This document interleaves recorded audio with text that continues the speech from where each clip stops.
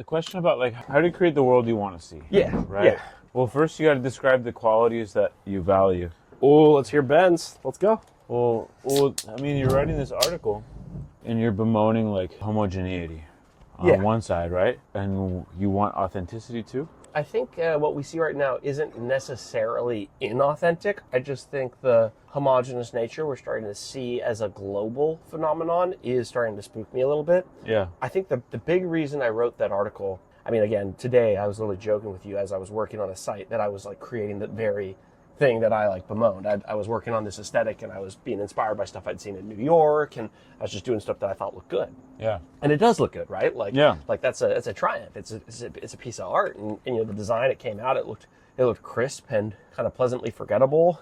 And it wouldn't ruffle feathers, and it looked clean, and it would have gotten the job done. I think there's this weird moment that's happening where, you know, and I mentioned this in the article. I say that we really rally around this idea of diversity as a culture, where people are like, diversity is a good thing, and I think rightly so, right? Like I agree with that, but the difference between what we say and what we do seems to be what I picked up on, where I'm like, well, wait a second, I've seen these towers in London that belong in Dubai, and these towers in Dubai that belong in London, or could be in Shanghai, and actually, you know, in the article I close out, and I mean, I don't think this is literally the closing paragraph, but one of the things I talk about is you could pick up the Burj Khalifa and you could drop that into the Hong Kong skyline or Shanghai skyline. Do you think one person look out of place. would say that doesn't belong there? Yeah, yeah. Right? But if you picked up like a single family residence from like China, one that was more classically styled, and you put that in Dubai, like no shot, right? And kind of the point I want to make in the article is it's not a return to monkey. It's not a, so stop everything we're doing, everything looks classical, pre-industrial era designs only acceptable, and new bad, glass bad, you know, progress bad. Yeah. Not the tone, not the point, not the purpose. The big thing I'm looking for is continuity, is that like, did it come from this place, right? And places change, you know? And so kind of the big tension I have in the article is it's one of two things. It's either every place is becoming the same culturally, and that's why we're seeing this, which I also think is bad, or it's just that the most dominant styles for this high-end, top tier of construction are being run by the same kind of firms, developers, and attitudes. I don't want to wake up in a world where I don't know where I am from the built environment, and I think we could do better. And it's not that I think we should only build farmhouses and China should only build, you know, classical Chinese architecture. It's that China's skyscrapers should not look like our skyscrapers. Dubai skyscrapers should not look like our skyscrapers. These are different cultures. These are different peoples. These are different regions. We should celebrate these differences. Yeah. Not in a way that is combative, hostile, or tribalist, but in a way that, like, when you go to eat food, right? Like, you go to a Chinese restaurant, it tastes different than a hamburger. Hamburgers ain't bad. Yeah. They're freaking great. What if you're overestimating the differences between traditional architectures in different places? I would challenge that. What if it's similar to But continue. what if it's similar to human beings? That, you know, have cosmetic differences, but ultimately the same anatomy. I agree with you on that. I actually think hopefully that is the tone of my article. The difference is that I don't want Max to grow up and wish he looked like me, and I don't want my hypothetical kid to grow up and wish he looked like you. I want Max to grow up and be happy with how he looks and proud of how he looks and thrilled. And I want my kid to grow up and be proud of how he looks and thrilled with how he looks. And I think the built environment should be similar. And it's like, you know, Max's kids are going to not look like you, right? Or maybe a little bit, right? But we'll say great grandkids, right? And my great grandkids aren't going to look like me. So I'm not saying it's got to be same forever. Don't let these pieces touch. But I'm saying that there's something special in these differences. So these are cosmetic differences. They aren't everything, right? Like, I don't think Chinese architecture is better or worse, but I think it's inherently Chinese. And I think there's something nice in that. And deep down, I kind of think it'd be not bad per se, but sad if we'd had less. Like, back to this diversity thing. Yeah. Does it mean the disappearance of the exotic to you? I don't know if it's exotic so much, because I don't know if what I appreciate about a Zen temple is that it's different than my with a big air quotes there. Yeah. But what you came up with. Yeah, where I grew up with. I think I think the wording I use in my article is, we are a global family, but we are different family members, or I say something along that point. And yeah, I think these similarities should be celebrated. Heck, I think more people would be happier if they looked in the world and saw the similarities that I see. I mean, it sounds like a bleeding heart stupid thing to say, but I really believe we speak the same language. Love, laughter, tears. I've never been to a culture in the world, and I've traveled a lot, man, that doesn't have music, dancing, and alcohol. Mm-hmm. I've never bumped into a culture that hasn't invented these three things. Now, they taste different, do different, look different, but these three things... The alcohol one is debatable. All right. We'll swap alcohol. We'll say, even though I think you'd be astonished how many cultures have invented this independently of each other. I'm sure there's a couple. So we'll condition it. Many cultures. But even if we swap out alcohol and leave it just with the more macro love, laughter, tears, there are commonalities. And I think those commonalities should be celebrated. But I don't think the differences should be covered up or feared. I think they should be, again, people point to food as a triumph of globalization, and I think it is. But the ability to experience these different pieces, like I like French food, I like Chinese food, I like Chinese French fusion food. It's not saying don't mix your Chinese and your French. It's saying that like the world is going to be a worse place if every food boils down to one food. If every day you wake up, there's only one food you get to eat, and it's French, Chinese, Asian, Eurasian, Moroccan, and Afghanistan. Yeah. Well, okay. It'd probably be tasty. But I think what's influencing your read of the situation architecturally is looking at the downtown areas of these cities. Yeah. And I think, like, when I was in high school, I took a class, the history of American pop music. And one of the things that the teacher taught me that really stuck with me and applies to so many different media is that ideas tend to flow from the periphery to the mainstream. And it's part of an appropriative process. Mm-hmm. And so, Odie, what's up, dude? And so, when you're looking at downtown, like central business districts around the world, you're looking at the most mainstream, lowest common denominator, True. Form of investment, architecture, form follows function, so architecture as a result. It's pro forma. These are investments. These are places to park money and in the safest way possible. And so there is, I think, a continuation of architectural diversity and divergence throughout the world, but it happens at a scale that doesn't photograph well and in contexts that don't have eyes on them because they're not as prominent. And I think a great example of that is in Bolivia, El Alto, where you look at Freddy Mamani, the architect who does the cholets, who's done the cholets for 30 years now. You know what I'm talking about? No, you put a picture of the city on your phone. So this is the situation. It's called like Andean modernism. Someone gave it a name, but let me create another. Also, while you pull that up, let me just quickly respond to that. And the answer is, yeah, the difference is still there. One of the things I talk about in the paper is, like, if you think this paper is me saying that local identity is dead, or I don't know what it means to be an American or a Japanese or Chinese, no, it's still there. I just think that we're basically, as designers, we're always given a choice of enhance the local aesthetic or sand it down. This is delightful. This is very unique. Isn't that cool? Yes. That's Mamani, and those are cholets. So Bolivia is a really interesting country. I don't know much about it, to be real. A lot of people don't. And Bolivia is a really fascinating country. And the capital is in a crack in the earth 10,000 feet above sea level. No way. It's wild, yeah. You're in the altiplano between the western and eastern ranges of the Andes, and you're like driving, you're in a bus, and you're on like in these endless fields of golden grass, and then you see these mountains that are covered in snow in the distance, and as you get closer you realize that you're getting into a city, and the city is massive, and all these buildings are made of brick with concrete, like brick and concrete together with rebar sticking up, and the city is just growing at this pace where it's just like ants building, you know what I mean? Itself. And you start, as you start coming into the city, you realize that none of the buildings are more than like 20 years old. And as you go in, the decades come in, and so it's like, 30 years old, 40 years old, or is it just and you're random? moving in, and then you get into the crack, and you look over and you peer into this canyon, and there's a colonial city stuffed into this canyon, straddling a river, 10,000 feet above sea level. It's wild. And so what's crazy is that the city grew, and it hit the rim of the canyon, and stuck there for a little while, and then exploded onto the flatlands beyond it. And that's where they started building these cholets. And the cholets were really interesting because form follows finance. Yes. They were not built often. They were often not built with loans. They weren't leveraged debt. It was families with their savings. And so they had to get operating income off these properties like immediately.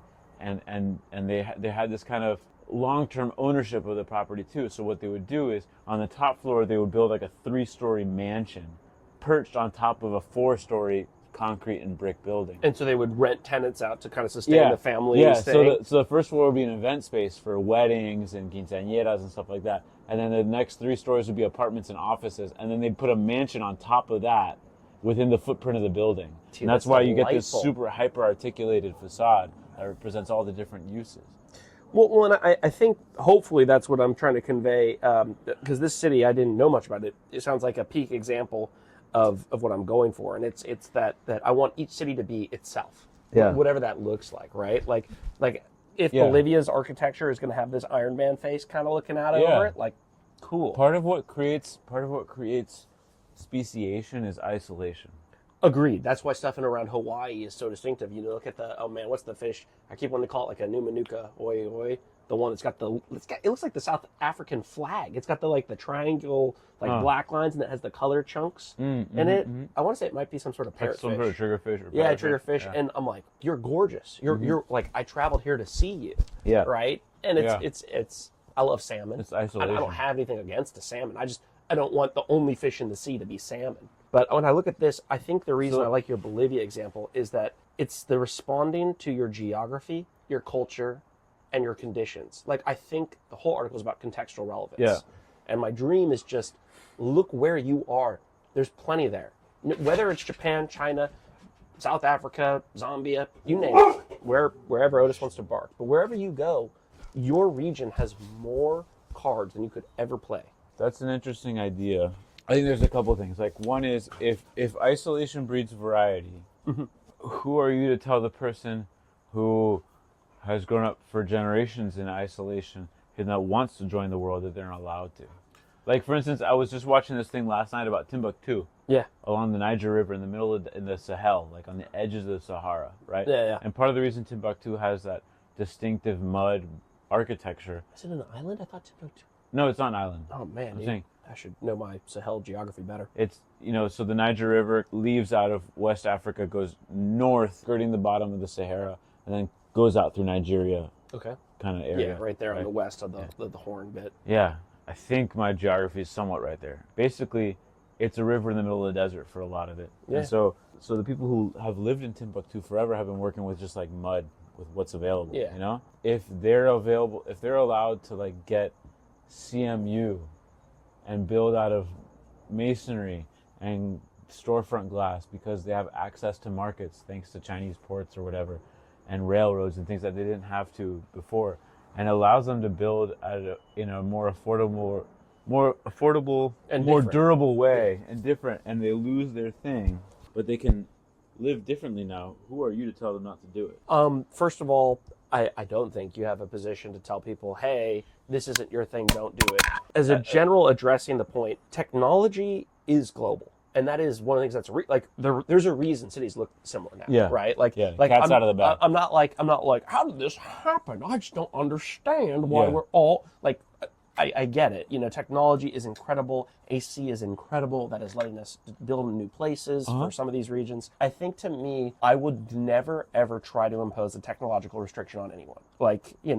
Hey, we found CRISPR, not you. You can't do genetic engineering. Yeah. False, right? Yeah. So but I think if we're going to be a global society, which I don't think is a bad thing, I think that's actually a really good thing. Even something I kind of think we're probably meant to have a global society. Technology is going to be global, but at the same time, I think there are other factors that you can respond to with technology. So I think it's one of those things where Leon Crier has a great sketch. And for the person, I guess, just listening to this conversation, Leon Crier is a new urbanist, a gifted thinker, happened way before me.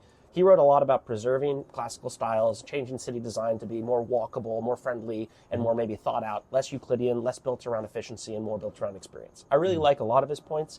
I do shift a bit more towards classical form, as Ben knows and the audience knows, but I make no claims that classical form is the superior form. I actually see a lot of very promising stuff with some of the new stuff. But one thing he points out that I really like is he does this bit where he calls the difference between a technology and an ideology.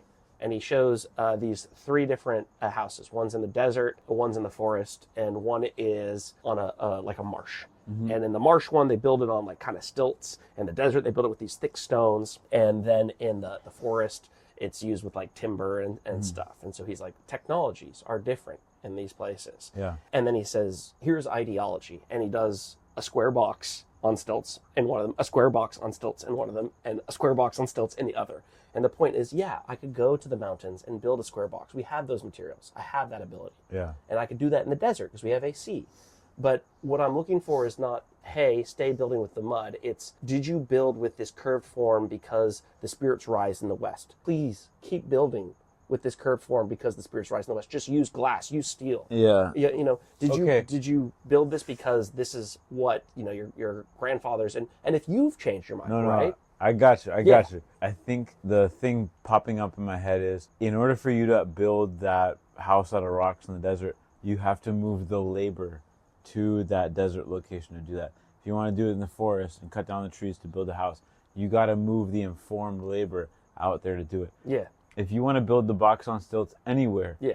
the labor that makes the stilts and the box and everything is centralized. Yes, sir. It's centralized. Yes, sir. And it's at the point of extraction, distribution, manufacturing, and then it gets shipped out to you. Yeah. And then you get your kit of parts wherever you are, desert, forest, or marsh, and then you take the box and you put it on the stilts that came in the container and you put it up. It's some sort of form of that. Yeah. Whether you're stick building in American suburbs or you're building something in Croatia, but like a lot of that shit is centrally produced and has economies of scale. Yeah. And what you're asking people to do is fight the laws of gravity from economies of scale to do highly localized stuff. And the only way that happens is if the world order falls apart. So then the question is, how can you fight the law of gravity?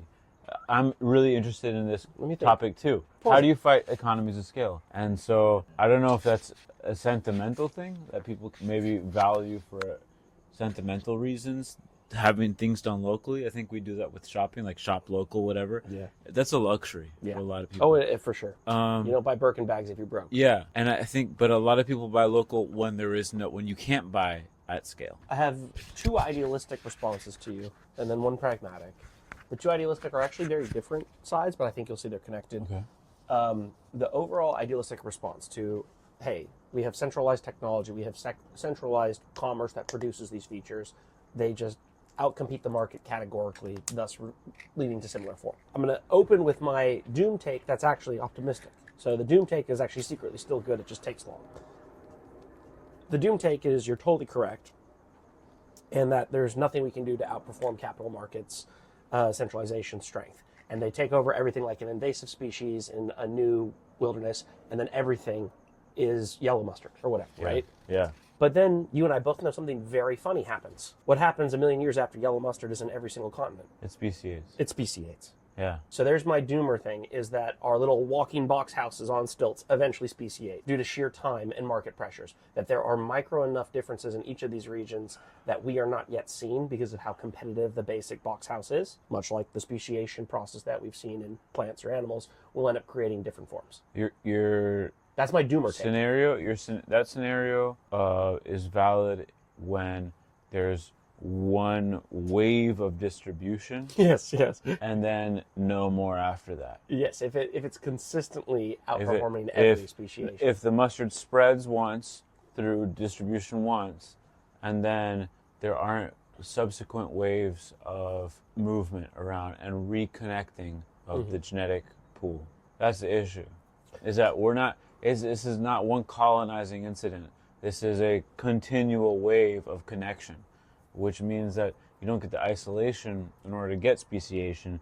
You get continued connectivity, which is why you might see the same mid-century modern, international style, postmodern thing, connections of continent to continent, and whereas you might have seen like, oh, in Chandigarh, they've got Corbusian buildings. In Illinois, they've got Corbusian buildings. Yeah. That's cool. Everywhere. Now as the decades have progressed, that those stylistic links have broadened into now it's like, yeah, the yogurt shop in Chandigarh looks just like the yogurt shop in Chicago. Yes, yeah. Because they still have the same LED writing that says "Yog Now" or whatever Yeah. on the wall. Exposed brick. Yeah, Cold brew, exactly. Yeah. Vinyl And plane. it's brought into like the Airbnb in Chandigarh has the millennial gray vinyl Yeah. floor. That's the same one as the Airbnb in Chicago. It's gone beyond just key buildings, and it's now part of just everyday life. The general lexicon, yeah. And for the record, where I would say we are at right now we're at the phase where landmark buildings are exhibiting this convergence to a degree that I think is noteworthy. Yeah. But the kind of base textual language of the regions is still intact. Like if I go to single family residences in America or in Fuson, Germany, or, Jiao just showed me a beautiful part in China. I'm not going to butcher it. But if you go to these smaller places, the forms are very clearly different, right? Like, it's night and day. Like, you would never think you were in Dubai when you were in Germany, and you would never think you were in Germany when you were in America, and you would never think you were in America if you were in Japan or something. You get my point. The waves you're talking about the continuous disruption, I think it would have to be there'd have to be marginal new pieces in the disruption, because if it was the same presence, like if it was the same projection, always connected, one of the points you'd addressed was, hey, my original take, which was the Doomer take, we still have 2 on deck, of that after this global style conquers everything, speciation will occur from that point onward. Okay. That was my Doomer take with a gentle touch of optimism. Your gentle pushback or rebuke was, hey, Will, but that only happens when the isolation happens after the colonizing event, if you will. That they spread and then it stops spreading. Yeah. I actually don't agree with you on that point. I think if the type of colonization is the same, so if that main presence is the same, speciation occurs. If that main pressure is then a new colonizing force, and then another new, and then another new, then we're host. Yeah. But if it is the same general mass production can do this, eventually there will be small verticals that are just that much more profitable to do local, and those will end up governing the style. But if there are truly an infinite number of new ways mass production can elevate the game, then I think the global style is probably just going to be the global style unless architects, designers, engineers, and developers really take a stand against it, or the market just takes a stand against it. This is my more realistic take. So I gave you the Doomer take. My realistic take is this, is that international style is going to make a huge push. It's going to become a lot of the backdrop, especially if places of major commerce, major cities, but there will always be this from a local demand that is willing to pay for speciated, air quotes, but local materials, and that will, ironically, there'll probably be weirdly almost a classist architecture, where there'll start to be this thing where like this type of architecture almost more indicates class than culture, which would be crazy if that happens. But I think there would probably be a demographic that would be willing to pay to see forms and features that they want versus the bottom cost dollar. It sounds like a return to a traditional relationship between class and design. It used to be that the wealthier people were the patrons that would pay to get the things done that stylistically defined a culture. Yeah. Yeah, it's the Medici. Yeah. Yeah. And so what you're describing is we might return to that sort of relationship where the wealthy once again become the ones driving the style in each culture. Yes, because they're effectively the only ones that would, in this, and this is my middle ground. This is not my best case, but this is not my worst case. Tell me more. In this middle ground, I think they are the only ones that are, you said, the big question you left, it was an awesome mic walk-off. You said, Will, how are we going to fight gravity? Yeah. And my answer is, in this instance, market forces are the only, is our gravity, right? So the people that can defy market forces are the wealthy. Yeah. Market forces determine what you and I spend on the tomato. But if I have, for lack of a better word, and I'm sorry for our audience here, you money, I don't care how much a tomato costs. I want my tomato. I want the best tomato. And I want it the way I like tomatoes. And you're wrong because I have the money. Does that make sense? I'm being a little hyperbolic, of course, but like you see, it sounds like you're describing influence. Yeah, and so I think, and that's my middle ground, is that I actually think that these different cultures, people, and again, I'm being a little like rich person ivory tower, but like I do actually think this would be upper middle class, would be like, hey, no, we build our houses this way because this is who we are as a people. I don't think this would only be barons, but I'm not going to try to make that comment. That's too hard to predict. You want to hear my best case scenario? Okay. And this is why I wrote it. Hit me with it. My best case scenario is that developers, architects, and designers realize that the best way to drive additional value is to create places that people want to be.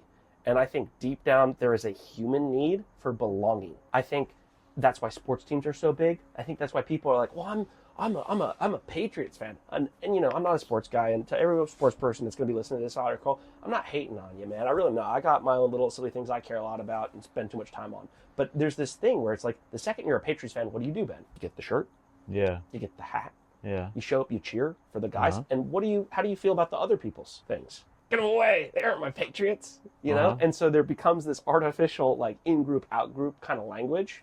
And so I kind of hope that developers will realize like, wait a second, I can like kind of define this, and people will define. And I think we're seeing this now, and it's not so much a culture, like a people's thing, but hipsters buy hipster apartments. You know what I mean? Like North Park is starting to form an identity. PB is forming an identity. Like, I think these places will start to form identities, and the smart developers will build PB buildings in PB because those will lease up quickly. The smart developers will build North Park buildings in North Park because those will lease up quickly. I'm hoping for actually a world that looks like hyper individuated. That's my best case What scenario. if that's what got us to where we are? Oh, that's a question. You want to explain? What if I that's think I see already some of your, what if that's already what we're looking at? Like when you see CBD buildings in a CBD, in a central business district. Yeah. Like you're like, why does this look the same in Shanghai as in Cleveland or whatever? And it's like, that's the purpose of those buildings in relation to their context. Banking, like standardized forms of, like think about how there's like business English classes that are taught all around the world. That's true. And how a language is only a form of translating ideas. So that means there's a way of thinking and a way of looking at the world that has become standardized and taught over and over in different places of the world. And so you create temples for that. You create places for that to happen. A place for that performer to take physical form. And so it is contextual, but it happens to be the same thing in each place because those needs are kind of the same. A place for money to stack up in neat little cells. What's fascinating about what your response is to mine is there certainly is a lot of evidence that is what's happening, that a Wells Fargo in Corpus Christi looks like a Wells Fargo in, you know, Manhattan, looks like a Wells Fargo in, it is use case, looks in Shanghai, China, Taipei, Santiago, you name it, right? Like it's a Wells Fargo. I guess that's a really compelling place to leave it, is my best case scenario secretly the scenario that we're in. That would be pretty ironic, considering I'm talking about the need I don't for, like the state of the world, but what if the world was just the way I asked for? You know, to kind of end the podcast on a super happy note, on that kind of a vibe, I will say I have had the experience where I've talked with many friends, and we've tried to make the world a better place. And I've been like, well, no, we need like a high density space for the high density folks, but then we need like, you know, middle spaces for the middle folks. Then we need rural space for the people that just need to get away from it all. It's like, crap, we made reality again. What if this really is just the best? What if it was great? Yeah. So that would be an interesting thing if we could prove that like it actually doesn't get better. It doesn't get better than this. There's a certain amount of suckiness that we got to live with, and that this is it. This is it. I would be at peace. I feel like. So as a shift, although one big piece is that let's assume that the world already is perfect as it is. Then I think one big piece would be that contextual relevance is no less important if just through market pressures we are creating a bizarre or odd version of this that is slowly happening without us realizing. I like that version, but I think it doesn't negate from the fact that if you're looking to how to differentiate your building, you should always ask, where is it going? What could it say for the people that are going to inhabit it? As opposed to, hey, only thinking of something as a problem. Just because I think that having a place be a location is an inherent competitive edge. And that's one of the things I try to hit on in the book is that, you know, I like to pick up Consortium Holdings as a good example of this, is that they turned Lafayette from a dead space in a dead region with no real prospects to one of the hippest and most trafficked locations. And they did that through hyper intense placemaking. You can't walk an inch of that building without seeing something immediately commanding your attention that could only occur there. And so if you're a developer or you're an architect or you're a landscape architect and the mission is, hey, I want to create something unique that leases up quickly. Yeah. To me, pretty simple. Well, you got to make your building stand out, right? Like it's like the front cover of a book. Yeah. You know, it's like, is this the quality of everything? No, but it's what people are going to see. Yeah. And they're going to decide a lot of it based on that. You know, should you judge a book by its cover? No. Are you? Yeah. I wonder if that sort of intensity of decoration and placemaking is necessary because hospitality and food and beverage is incredibly competitive. And I wonder if that sort of incentive model falls apart when you're looking at housing, because there's so much housing demand that you can build whatever kind of box. And as long as you can permit it, people will move in and pay whatever. There's definitely an argument between the essentials and the unessentials. The joke, and this is a pessimistic take, I don't necessarily hold to this. In fact, I kind of reject it, but I see the humor in it. Is one of my friends, not a big fan of capitalism, he told me, he said, capitalist society because the essentials will be unaffordable and everything frivolous will be dirt cheap. I don't know if I agree with that. Oh, I don't agree with it either. Yeah. But to your point about the housing being, hey, you can build whatever and someone will need to buy it. Yeah. You put a huge sticker price on it that's falling apart, it doesn't matter. Someone needs it. Yeah. So I bring that point up. Not saying you said that. I'm just saying there's this sentiment out there that because it's housing, I could get away with murder. Yeah. And my answer is that's all well and good until multiple people enter the market. And then whoever puts in even a modicum of effort will take the cake. So it's one of those weird moments where a race to the bottom is no longer true. Random thought. Yeah. But have you heard of Köppen climate classifications? No. What's their deal?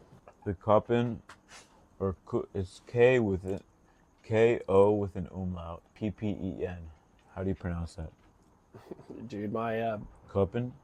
Dutch. No, probably Köppen. Köppen? Köppen? Copenhagen, yeah, because Köppen's got the umlauts on them, right? Copenhagen has the umlaut? Maybe it doesn't. I don't know. I think it wants to, but it really doesn't. Does want to, but probably doesn't. Anyway, the Köppen climate classification divides Earth's climate into 5 main climate groups, with each group being divided based on patterns of seasonal precipitation and temperature.